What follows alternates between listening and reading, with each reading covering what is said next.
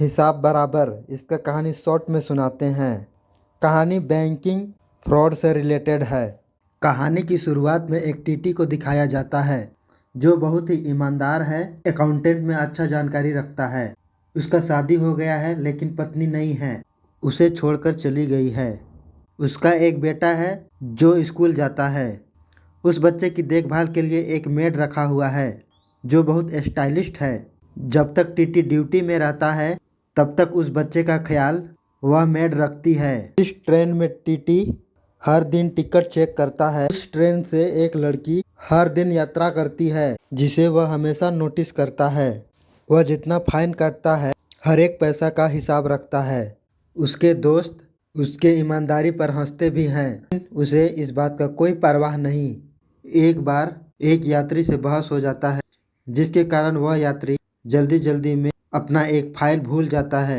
उस फाइल को जब वह स्टेशन में जमा करने के लिए जाता है, जमा करने वाला घर निकल रहा होता है तो उसे कल जमा करने के लिए कहता है। वह उस फाइल को अपना घर ले जाता है।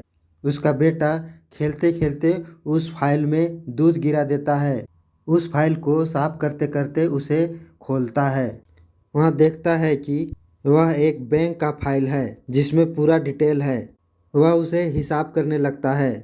जब पूरा हिसाब कर लेता है तो दूसरे दिन उस फाइल को जमा कर देता है। उस टीटी का अकाउंट भी उसी बैंक में रहता है।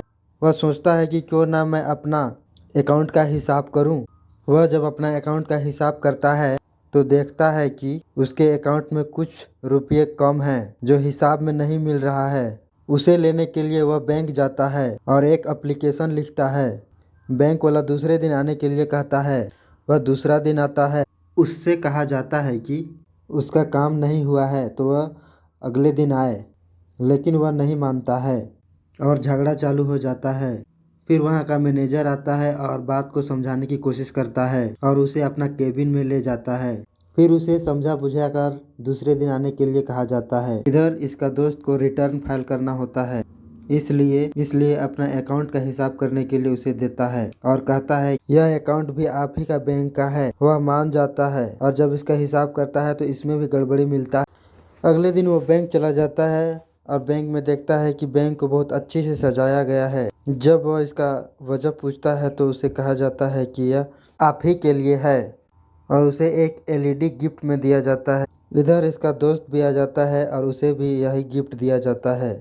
दूसरे दिन वह अपने दोस्तों को समझाता है हमें जो एलईडी दिया गया है वह फ्री में नहीं है। इस दुनिया में कोई भी चीज़ फ्री में नहीं मिलता है और बताता है कि बैंक हमारे से कैसे फ्रॉड करता है। वह बताता है कि बैंक हमें अलग अलग राशि के लिए अलग अलग इंटरेस्ट देता है और जब राशि बढ़ता है तो इंटरेस्ट भी बढ़ना चाहिए, लेकिन 2-3 दिन पिछले राशि में ही इंटरेस्ट दिया जाता है। इस तरह राशि में जो इंटरेस्ट मिलना चाहिए वह 3-4 दिन बाद शुरू किया जाता है और जो इंटरेस्ट 3-4 दिन का मिलना चाहिए वह खुद रख लेता है। छोटे राशि बोल के बहुत से लोग इस पर ध्यान नहीं देते हैं, लेकिन इससे बैंक को बहुत फायदा होता है। इसके दोस्त इसकी बात को सुनकर हंस के उड़ा देते हैं, लेकिन उसे एक आइडिया आता है क्यों ना इसका पता लगाया जाए। वह बैंक में क्रेडिट कार्ड बेचने वाले से मिलता है और कहता है कि वह अकाउंट का डिटेल दे। के बदले में वह उससे क्रेडिट कार्ड लेता है। वह 100 से 150 आदमी का अकाउंट डिटेल लेता है और उसका हिसाब करने लगता है। सारे अकाउंट में कुछ न कुछ गड़बड़ी होता है। इन सभी अकाउंट का डिटेल उन अकाउंट होल्डर से साझा कर देता है। बैंक फ्रॉड के संबंध में जब पुलिस वाला आईआर नहीं लिखता है तो वह कोर्ट से नोटिस भिजवा देता है। कोर्ट पुलिस वाले को इस बारे में जांच करने के लिए आदेश देता है, लेकिन बैंक का जो मालिक था वह सारे पुलिस वालों को खरीद लेता है और जांच के नाम से उस टीटी को बहुत परेशान किया जाता है। आखिर में बैंक वाला केस जीत जाता है, उल्टा टीटी को ही जेल में डलवा देता है। वह एक दिन बाद जेल से छूटकर घर आता है और इसकी सूचना मेल के द्वारा आरबीआई को देता है। आरबीआई दोबारा जांच करने के लिए आदेश देता है। इसके कारण टीटी को और परेशान किया जाता है। इसके घर को अनलीगल बोल के तोड़ा जाता है।